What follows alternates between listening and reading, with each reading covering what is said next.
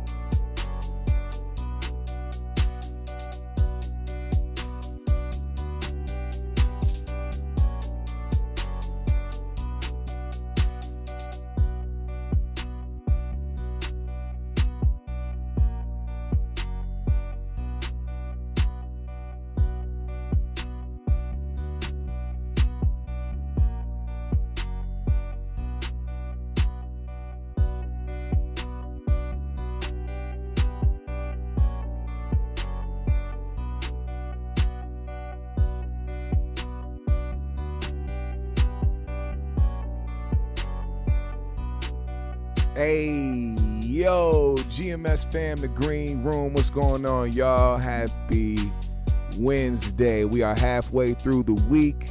Hope everybody's doing well. Hope y'all doing good and good spirits. Moving forward. You know, we start out every show with peace, love, positive energy, good vibes, passing it forward, hoping that you pass it along as well. Shout out to my GMS fam in the building. If you are here, tap in to the live chat, check in, let me know that you are rocking with us today. Shout out to J.R. Miller, Joe Blast, Justin Furlow, Hit Man 2211.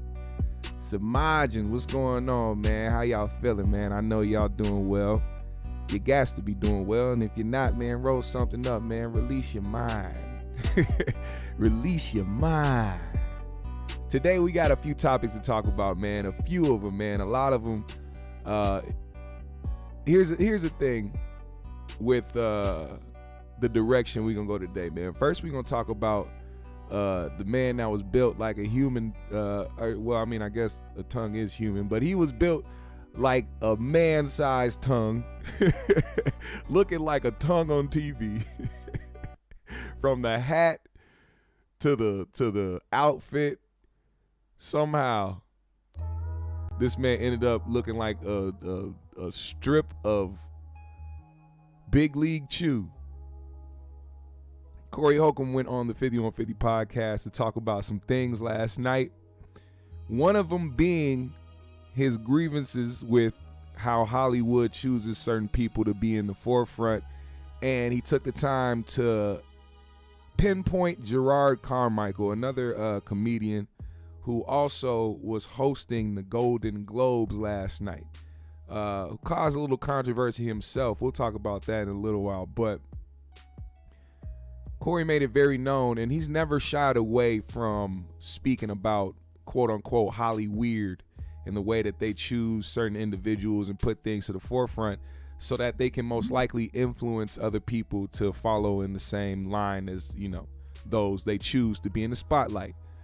And he also expounded a little bit on the underground comedy scene, which is another topic we'll get to later when it has to do with other comedians and some things going on in the comedy world. Now, we have to start by this clip, man. I have to play this clip. This is Corey talking about how he feels about the Golden Globes choosing Jerrod Carmichael, as well as other entertainers who he feels aren't necessarily as talented but there's an agenda behind them to push. This is what he had to say. Fucking, I can't sugarcoat it. What? They got the guy Jerrod Carmichael. Oh, hosting tonight. And it's just Oh, okay. It's disrespectful because he came out and said that he prefers men. That's part of his advancement in this game. And I don't not root for the brother. It's just I don't like that people are forced the nonsense. Like, there are some talented people in this world who are sitting in the underground, and they've been in the underground too long. And it's time that we really grab the best of the talent for display. Shout out Justin for the 5 in the Cash App. I appreciate you, brother, man. Also, shout out to Ronald Harris for the $9.99. He said, yeah, caught the live. Everybody Peace. comes Appreciate with you, their brother. own shit. Like, it's some entertainers out here I wouldn't have up under me, but I like to watch them do their thing. I think Say nigga look like cream corn. have vices that hold them back. It's not vices that hold them back, man. I'm saying, like, the dude who played Iron Man was a crackhead. Corey looked like a pimp named Bubblegum. Doing all kind of bogus shit. Yeah, he fell off. When people say it's drugs, that's them trying to make pimp named excuses Hubba for Bubba. who they are. It's not. Hollywood don't care about your vice. Now, if you too high to come to work or something like Well, I that. was gonna say lazy too. I was gonna say some of them lazy. I like that. It's usually when I'm. Somebody said he made his outfit out of couch material. Somebody that's, when I coming along in the game, I figure out the reason why they had. Cause someone be funny as a motherfucker, but then I start to realize why they ain't got nowhere. Well, being persistent can help you in this business. It Hard helps. work beat talent any day. I don't know if hard works beat talent any day, because if you don't have the talent, it shows. So it's hard to maintain. You just he had a 3-year spurt or a 5-year spurt or something like that. Like, look at Dane Cook. He was a megastar. At some point, yeah. He can't sell that bullshit no more. Let me expound on that a little bit, because not only Dane Cook, but people like, and I'm not leaving this to my opinion on Jerrod, because me personally, I don't think Jerrod is not funny. I think he is funny. I think he's a talented guy, but do I think he's like the mega star that apparently Hollywood sees in their eyes? I don't know.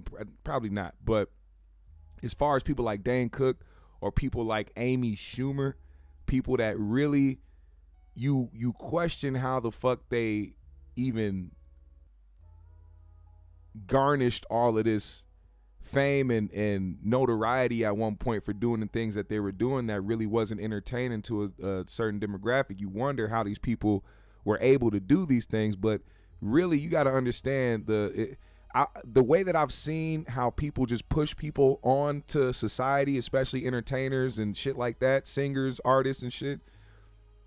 They don't necessarily have to be the most talented person in the world or anything like that. You put somebody in their work in front of people enough, they will just live with it. They'll be okay with it. That's how even music goes. When you listen to songs on the radio and you wonder why the fuck this song continues to be on the radio, how is this being played? How are we continuously hearing this all the time? The song is trash. The next thing you know, a couple weeks later, you bobbing your head to the song because it's on the radio all the fucking time. It's a mindset, and I get how, certain individuals who may be extremely talented but get left in the background because they don't necessarily have the image, or they're not necessarily down to do everything that Hollywood wants them to do to get that spot.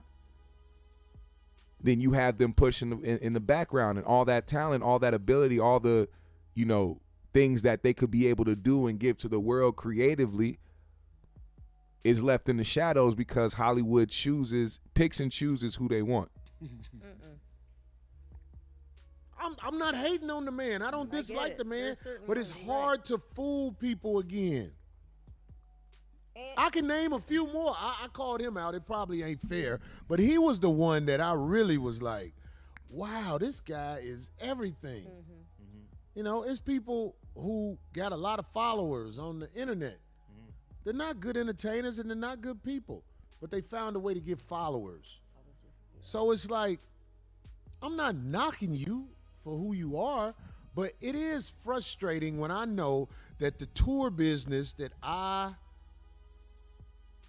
thrive in, for the most part, a little bit, when people doubt the show. People doubt the show. They have places where they don't let everybody come in for this job interview because they're only looking for the elite, the ones that are qualified. Right. In entertainment, A lot of it has been let go, though. the system pulls up those who are not that qualified. Because it's saturated. Well, I mean, are you? Now, even though a lot of that is true, I will say this, man. We got to remember the individuals that are put in place. These people have ideas of their own and have a perspective of their own. And if there's somebody at the top that wants a certain thing a certain way, they're only going to hire people that think like-minded or will do what they want them to do.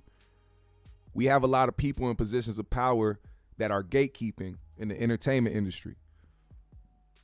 And a lot of the times, who they choose and who they give opportunities to trickles down to the people who have been working hard and may be a lot more talented than that individual. And then it sparks beef.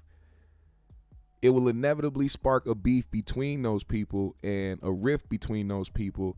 And one person could be at the top of their game, bring somebody in, and then that person they brought in ends up becoming bigger than them. And then they have resentment for that person, which is what we're going to talk about in a little bit when it comes to Lil Duval and comedian Shouted. Shout out to Shouted, man. He's a very I first got put on to him through Comic View way back in the day. What my name is, that was the call to action when that nigga got on stage. I loved it. Very dope comedian, very funny. But over the past years, he's had a very notable beef with Lil Duval. And recently, he claimed that Lil Duval has been stealing the late Tyler Craig's joke or punchline, which is, let me get it right. The moral of the story is, that's what it is. I didn't want to fuck that up, but you know how Tyler Craig used to always say, the moral of the story is, he's saying that Lil Duval has been taking that and using it on the road. But we'll get to that in a second. We're going to play that clip in a second. One thing that I do want to get to, and Glittery Bubbles Grits and Gravy made a point about this. I noticed it yesterday. So Corey brought to the attention, once again in classic Corey fashion, brought a situation that was behind closed doors and brought it to the podcast to speak on it. And the worst part about it is the story being broken there. Nobody else knowing about how he felt about it. So when the situation happens, he doesn't say nothing, doesn't check it then, doesn't confront nobody. He waits till he gets to the show to talk about the shit. And what happened was, and this is why it's very important for people to remember, especially people who are friends with this guy, to remember that you are being judged every step of the way, no matter what you do.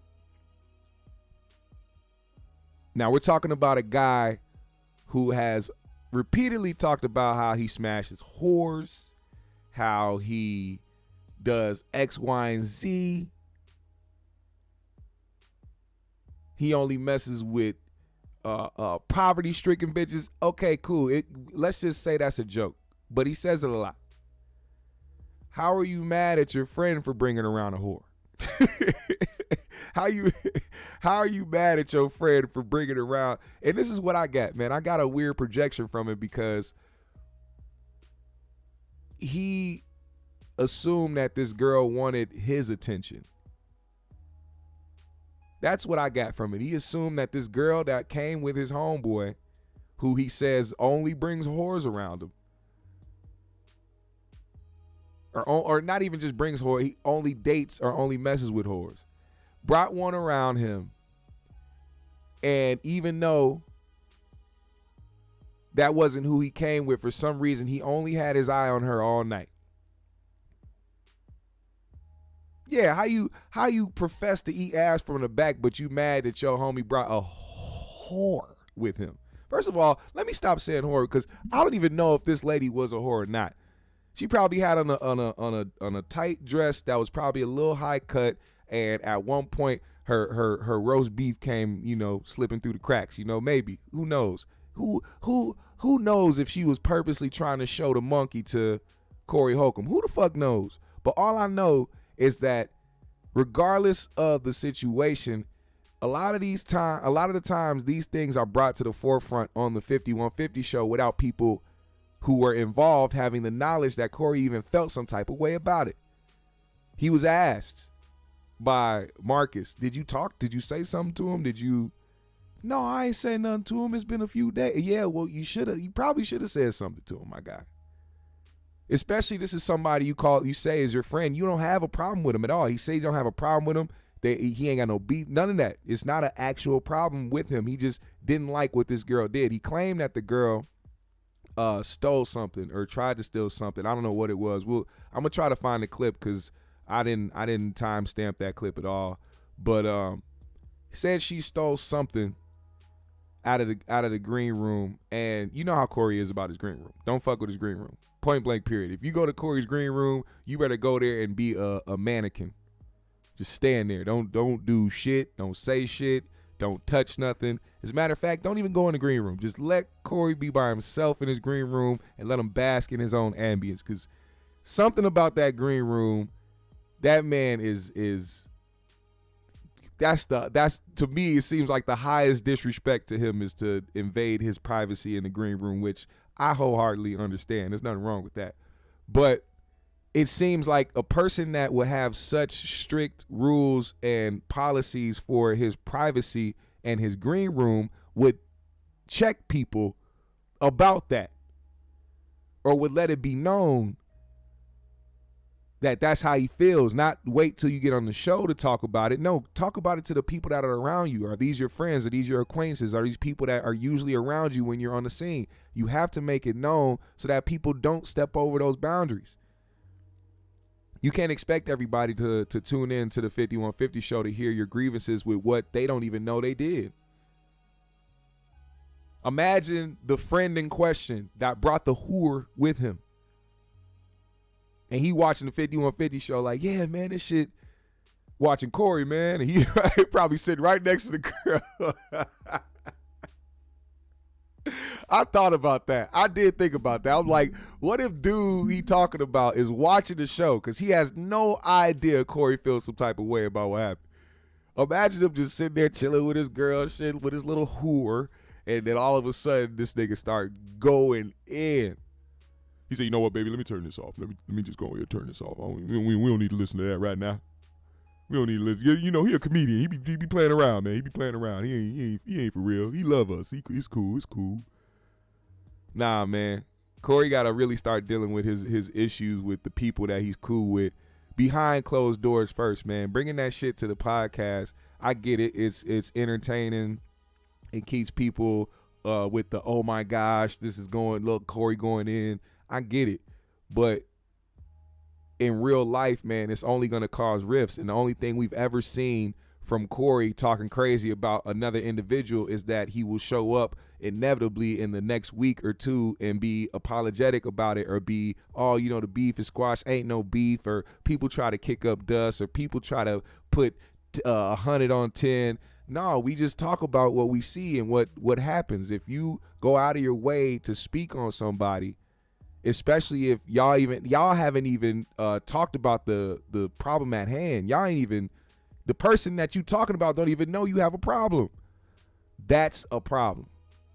How is anybody gonna know that you don't fuck with something until they start watching your show on Tuesday? You know what I'm saying?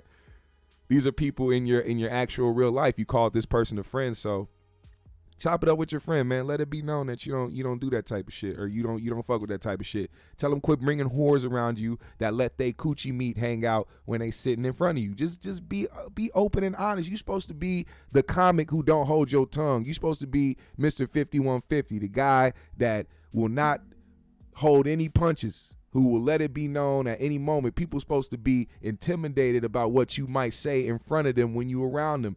Just be yourself, man. Don't act scary when it's time to let it be known. Now, speaking of letting it be known, comedian Shouty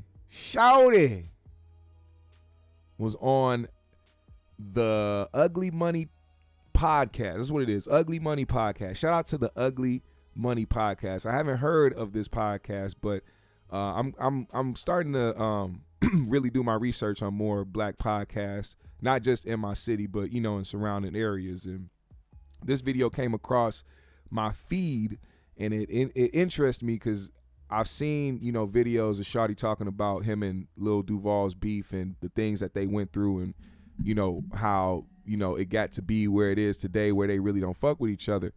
And it was interesting to me to hear, how things went down. Now, you can say that, this could be a person that is scorned or, feels jealous or envious of the success of Lil Duval. But I think, in times when people have been in the industry and have touched certain money or have done a lot of things in their career, a lot of the times these people just want their respect and want it to be known that they were a part of, helping build somebody. And although, it shouldn't be in a way where somebody is out here just looking for credit, it is important to remember, who helped you along the way. It really is. So he had something to say about Lil Duval. I want y'all to hear it. Listen up. Whole situation with you and Duval. I always wondered, because, comedians are known to be funny. They are known to laugh. They're known to be jovial. So, you kind of usually don't know when they're being serious because they're known to be funny. So how does a comedian get to the point of being that serious, to the point of putting pause or something on somebody? Man, it was a real atmosphere in Atlanta then. Okay. Like, you know what I'm saying? There was atmosphere. And then, we was like comedians with rapper status. Okay, yeah, facts. We was comedians with rapper status. And, I showed him the ropes. He showed up. He said he wanted to tell jokes. He came to open mic. We was killing. And so we was cool. Mm-hmm. And so I'm like, yeah, we, we match. And, we used to just hang out. And I figured I had a little partner. But that's why I hang with rapper now. Okay. Because you can't be rolling with somebody trying to do the same thing you trying to do, the same size, and people hang together, It's too much similarity. You go to thinking they wrote the joke and be telling your jokes on the road, and that What up, Queen? It just got to a point. I'm gonna tell you straight up, and I don't even visit the Duval situation because it's so old, it's so in the past. You know what I'm saying? We haven't talked. And I wish to sit down. We just, one of my friends, Nard Hostin, we just buried Nard. We just buried a lot of comedians, man. Shout out to Nard Hostin. And I ain't talked to Nard 2 years. I'm going to tell you this. I ain't talked to Nard 2 years before Nard died. And we was friends 27 years because he chose to take Duval's side. I'm going to talk about this part. You know what I'm saying? Let me pause that real quick, man, because there's actually a lesson in that. And I was just telling somebody this yesterday, matter of fact.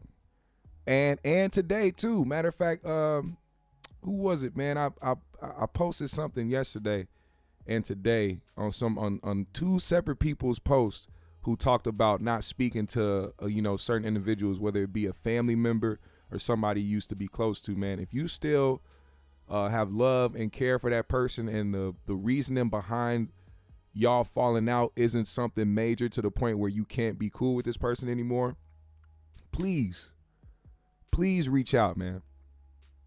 Because death hurts a lot worse than just ending a friendship. And I can't tell you how many times people have gone without taking that small extra step to try to make things right, who regret it for the rest of their life, not actually mending that relationship that they had with that person who passed away. You know what I'm saying? I remember, rest in peace, my bro Rob Lowe. It was a point where we weren't speaking. We weren't that cool. And I'm glad that we actually got back cool before he was killed. Cause that would have devastated me if we weren't as cool as we was before he passed. So I think it's important that we do that. You know, just like he said, him and Nard weren't cool for a couple years because Nard chose Nard chose a side. Now, regardless of how he chose that side, because usually some people will say you chose a side just because you stayed cool with a person they're not cool with anymore, which is petty. And I guess it depends on the severity. If the person that you are beefing with tried to take your life or some shit like that, and you have a mutual friend that's still cool with both of y'all, then it's like, all right, I'm gonna have to keep you at a distance. But if y'all just got a petty beef where y'all don't fuck with each other, y'all don't like each other, and you have a mutual friend that still goes and hangs out with your enemy or your op or whoever the fuck the case may be, it's immature on your part to try to dictate who somebody else is cool with just because y'all got problems. Wasn't even at his funeral. You know what I'm saying? Come to that man's funeral. They ain't even come to the man's funeral. You know what happened between me and Duval? That's dead. I ain't got no beef against him. Yeah. You know what I mean? I got jumped on, and you know, I was disrespected, and you know he you know, that's the way the game was. You know what I'm saying? We was going tit for tat, and so that's the infamous fight. You know what I'm saying? But you know, I don't roll in that light, and I ain't gonna sit here. I'm gonna say this: comedians, it's not rap game. Come on. Do not be out there trying to beef and fight. And man, don't do that. If you got a beef, extend that olive branch. I just told all the comedians this the other night. We just at Dirty South, my sister, Dirty South from Come Review, who put a leg behind her head. Yeah, that's crazy. Yes, we just buried her. Dirty South gone? Yes, we just buried Dirty South. I just hosted her memorial last night. We just buried her last Monday. Dirty South, to man. my sister, Yeah, rest in peace, Dirty South. Do my lady rock this motherfucker? Hell yeah, remember that. Yeah, man, Yes. that's crazy. R.I.P. Dirty South. You know what I'm saying? I lost Nard, Dirty South. These are the comedians who I grew up. You know, we all grew up as comedy children into, you know, comedy monsters. And Duval was one of the offsprings. Yeah, facts. You know, Tyler Craig. Rest in peace, Tyler Craig. Yeah, R.I.P. The moral of the story is, he wrote that. And I'm gonna call a spade a spade. Mm-hmm. And I'm gonna say this: that if you here, and the moral of the story is, everybody know Tyler Craig, comedian, coined that phrase. Now, they say Lil Duval is going around doing moral of the story is now. That's not cool. Don't be doing no my dead partner jokes. You know, that's a no-fly zone. On everything. Don't be, please, if you're doing it, just stop. You know what I'm saying? Because that's very disrespectful. And Tyler showed me. He like, look. He showed me Lil Duval doing the moral of the story is. I'm like, man. And then so I'm like, well, what you gonna call? You gonna have a conversation with him? He said, nah, I'm just gonna let him keep on doing it for a couple of months. Then I'm gonna call him and I'm gonna get my check. There it is. But Tyler died. Mm. So let's respect him. And I'm gonna extend the olive branch again right now to Lil Duval. Cause I'm like I said, I'm a man of God. I let God move my feet. God ain't move my feet to go fight nobody. Ain't trying to hold no old beefs, no old grudges. Matter of fact, I been gave it to God because I can't get blessed walking around with no grudges. And brother, if you want your total blessings, then you need to get it off your chest. He said everything. Something right here. Listen to this. You know, Lil Duval just broke his leg. He just broke his leg. You know, I had the same injury to January 19, 2020, at the beginning of the pandemic. I had a head-on collision on my way to church and broke my femur and cracked my hip. I'm back at 100%. I work out at the gym. God gave me my legs back. That's almost impossible. But I went through that for a reason, because God wanted to slow me all the way back. Bro, you're going through that for a reason, because God trying to tell you something. Now, that is actually something I do agree with. And I say that because Lil Duval's accident was so random. Very, very random.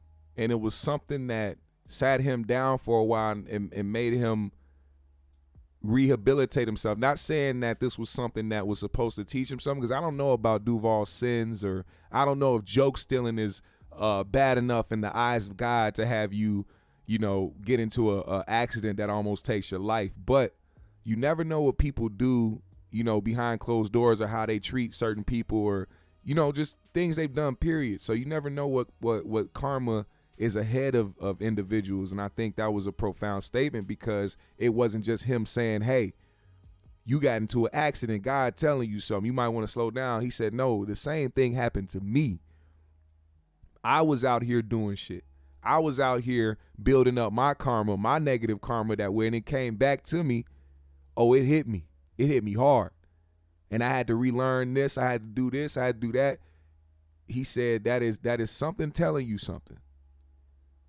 And you should pay attention to that. But I do hope that these two guys at some point come to an understanding or agreement. I don't think Duval actually is the type to even want to have that conversation, or even wants to entertain that relationship at all. I don't think Duval gives a fuck at all. But for the sake of, not having that type of animosity, especially between, these guys, I will hope that they work it out at some point. At some point. Now, I have a question for y'all, man. I wanted to put up a poll. As a matter of fact, I'm going to do it. Fuck it. I'm going to put up a poll. Give me a second. I got to put this poll up. Let me read some of y'all comments, then we're going to put the poll up. Glittery Bubble says, what about those who are like, well, if old boy is dead, his jokes are fair game. There's new audiences every day who may never know who Tyler Craig is. I don't know. Interesting point, actually, but yeah, interesting point. I don't know. I think if you have respect, or you're an OG in the game, you have respect for comedy, I think that it's important that you hold your moral grounds with it, because it sends you further in your career than you think. A lot of these people get major opportunities, and then the thing is, when those opportunities dry up, they be looking for Hollywood to bail them out. In reality, man, when you start to dry up where Hollywood ain't calling you no more, the reality of it is the relationships that you've maintained as you went through your career, the people that you've made relationships with, those people who are still in positions to help you succeed will be the ones that will hold you down in your career. That's a fact. Now, let me put this poll up, man. I'll put the fuck. What the fuck? Oh, okay, here we go. I'm going to put the poll up. Should the men who paid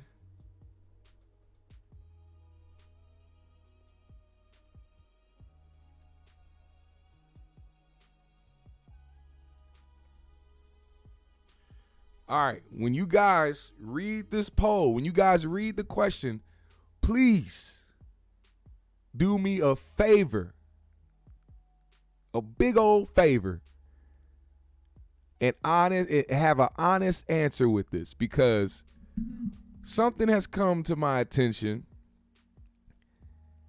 and I have to speak on it. Bad Baby, the Cash Me Outside girl, the little white girl who went on Dr. Phil because she disrespected her mom all the time and had this weird, crazy ass attitude and thought she was cosplaying a black girl, and then all of a sudden got rich and famous off of the fact that she was an ignorant little white girl, and then fucking started a rap career because that's what the fuck those little white girls think that they should do when they're trying to cosplay black women, and then got big off that because our culture allowed it, and then after that made an OnlyFans as soon as she turned 18 because she knew that there was a lot of creepy niggas out here who would pay for that shit. Now she has turned around to say that the men who paid for her OnlyFans soon as she turned 18, the same men that made her over $1 million in the first day in hours, should be in jail. Now, let me say this. Although I agree with the sentiment, I don't think it should be her to say that, because she is the one that created the OnlyFans when she turned 18. You created it, and you accepted that bag from all those creepy niggas who was probably looking at you before you turned 18, well before you turned 18. You accepted that bag. Now, I don't know what's on this girl's OnlyFans. I don't pay for OnlyFans, and I don't go on OnlyFans. But you accepted a bag for whatever it is that you do on that, and now you want people to go to jail?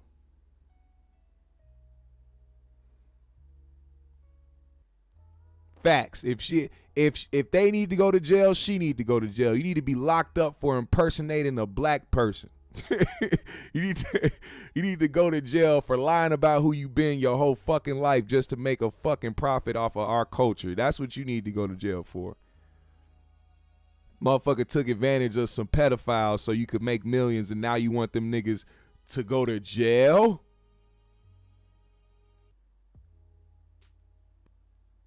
And I'm sure her mom encouraged that shit too, because only a mother that would allow her child to be in this type of industry the way that she has been presenting herself in the industry is a person that just wants a bag too. You will slut your daughter out and make sure your daughter is passed around this motherfucker just so you can live lavishly and have the things that you want out of life and still fighting the motherfucker. I wish, man, what?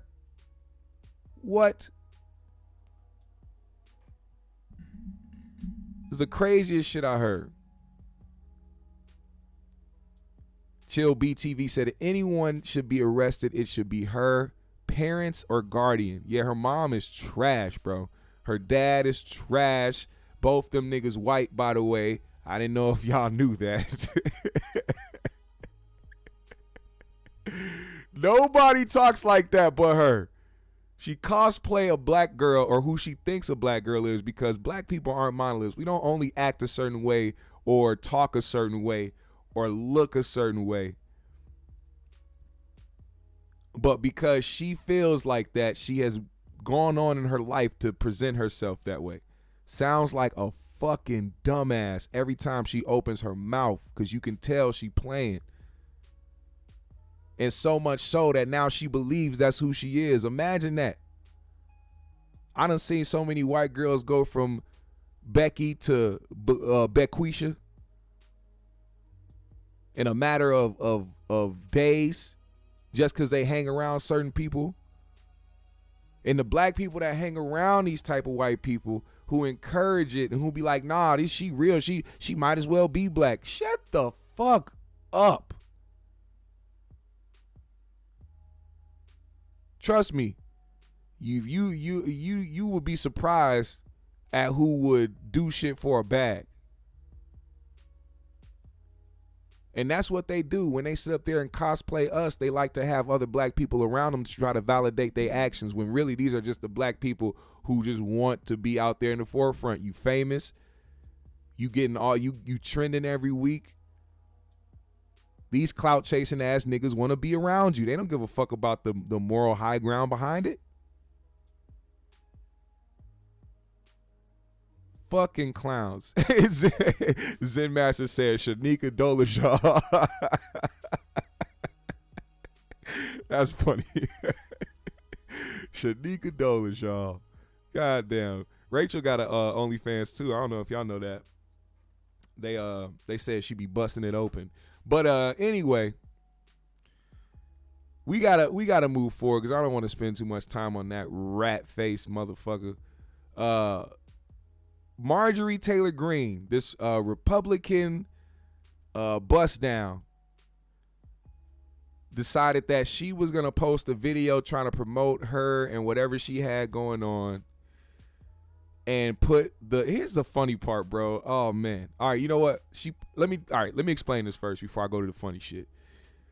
She used Dr. Dre's song Still Dre in her video without his permission.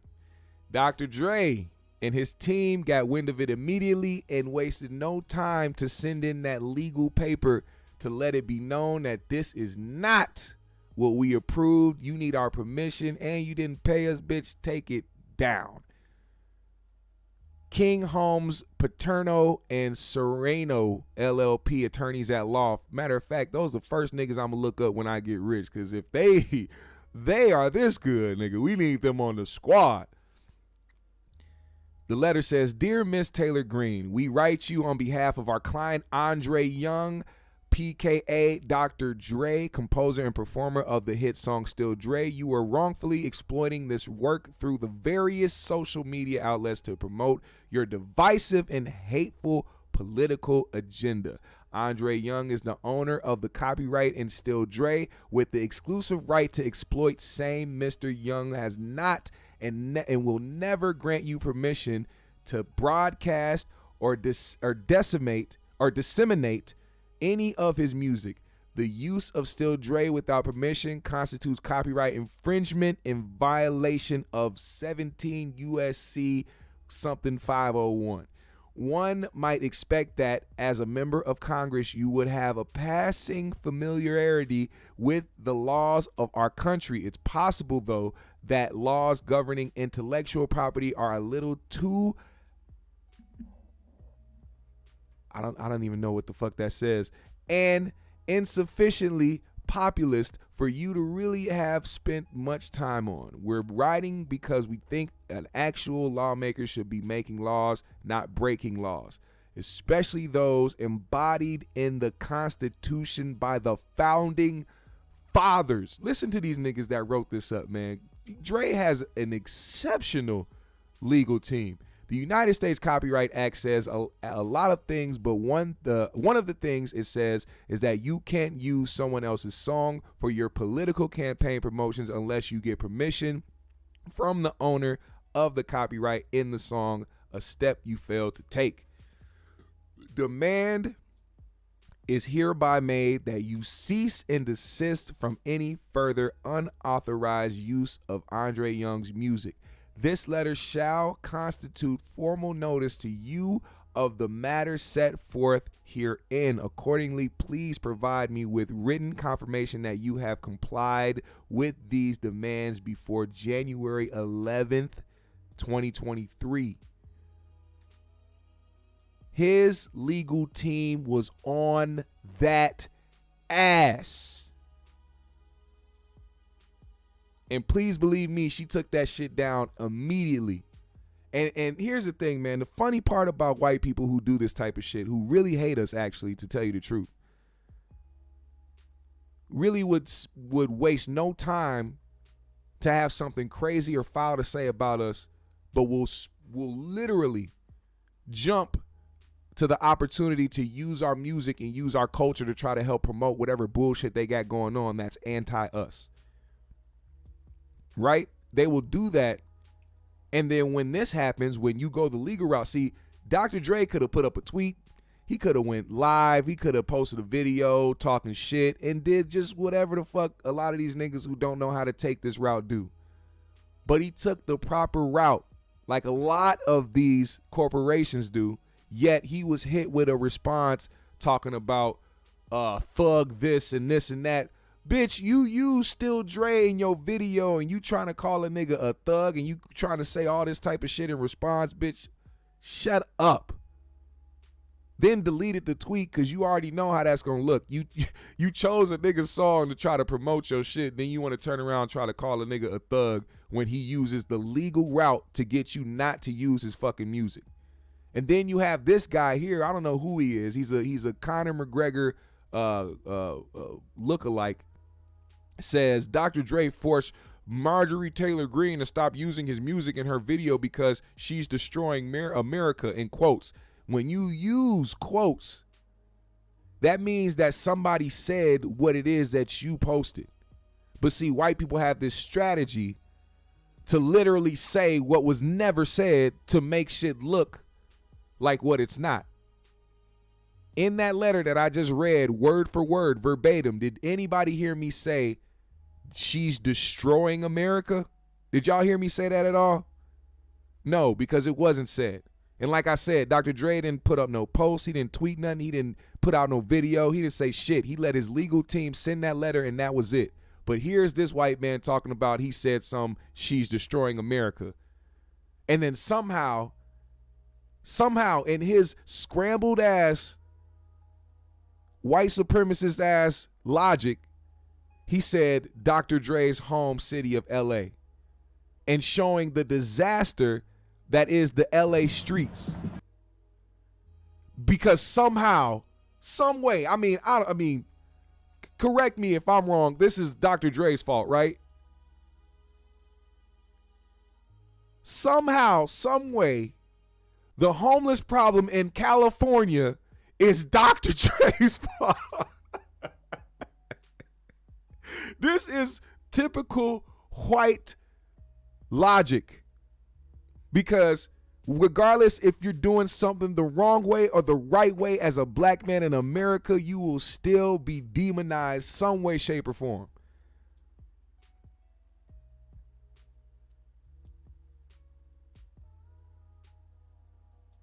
I thought California had a governor.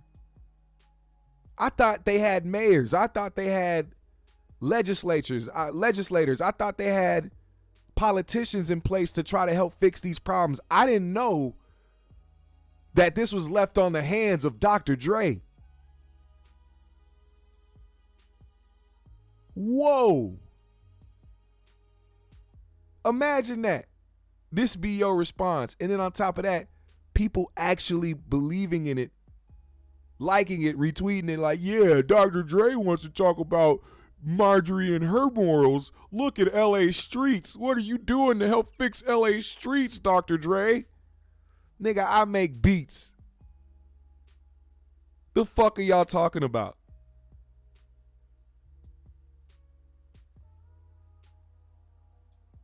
Justin said, when we take the high road, they throw shots.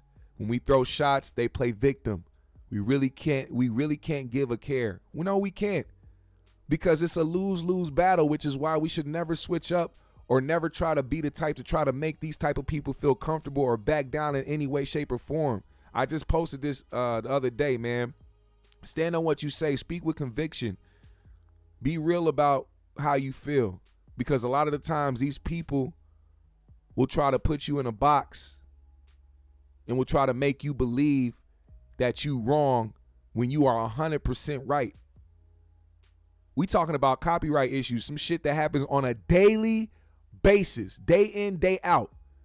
Doesn't matter what platform you're on. I could be on Instagram, I could be on Facebook, I could be on this platform right here on YouTube, Twitch, it don't matter. If I play a song that I did not have permission to play on this channel, I will get a copyright strike. Marjorie Taylor Greene is no different than anybody else just because you a ratchet, butterface ass Republican skeezer. Heifer. Every time I look at her, it look like her face is just melting. Every bit. She like the Wicked Witch of the fucking White House. Her and the who was the other one, man? The Grimm's Keeper, man. I forgot her name, man. Kellyanne Conway. Oh God. Tales from the Crypt looking ass motherfucker. Jesus, you realize Kellyanne Conway was one of those people, or no, not even just, who else? The one that told LeBron to shut up, Laura Ingraham. Laura Ingraham looks like her chapstick is the flavor of Dookie butter.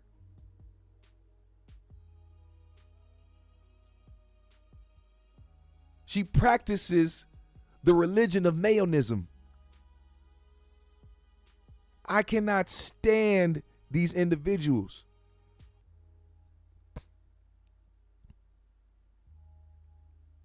Oh my God. Look, man. life is crazy.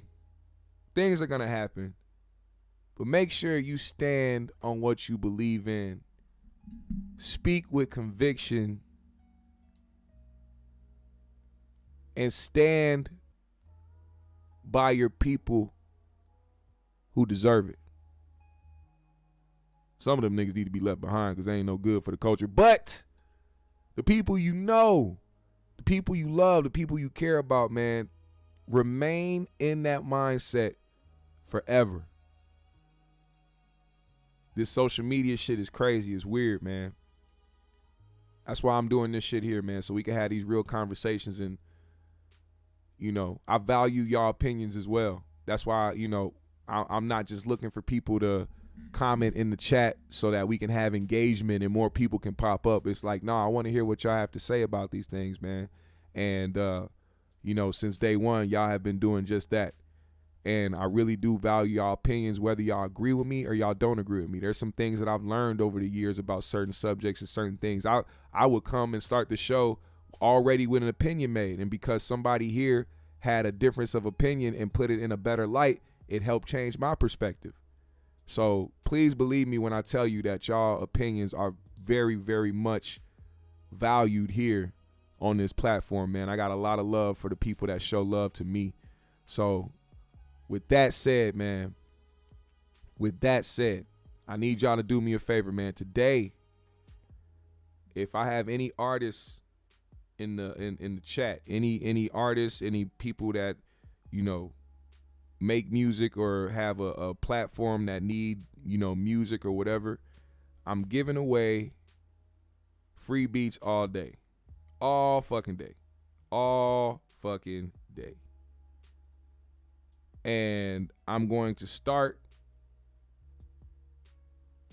by going on my Twitch, which I'm posting the link right now. I'm going to my Twitch and I'm posting the link. Make sure you tap that link because I'm literally going live straight from here to Twitch. And I'm going to be playing a whole bunch of beats, a whole bunch of instrumentals, a lot of the shit. Majority, 99% of the shit you haven't heard yet. I promise you that. I only play these beats that I have on my channel because, you know, they can't get copyright striked. So the GMS show beats and the things that I played in the intro, the outro, y'all have heard. But the shit that I'm about to play on Twitch, y'all might want to pull up for. So with that said, GMS fam, the Green Room, whether you choose or don't choose to pull up, I'm going to post the link on my community page as well. But tap that link, man. I'm finna go straight over to Twitch, and we going to go over there and vibe out, man. GMS fam, the Green Room. Make sure you hit the like button on the way out. Follow me on my socials. I follow everybody back.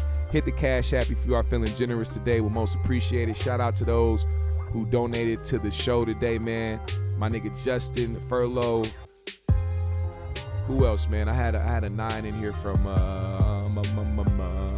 Ronald Harris.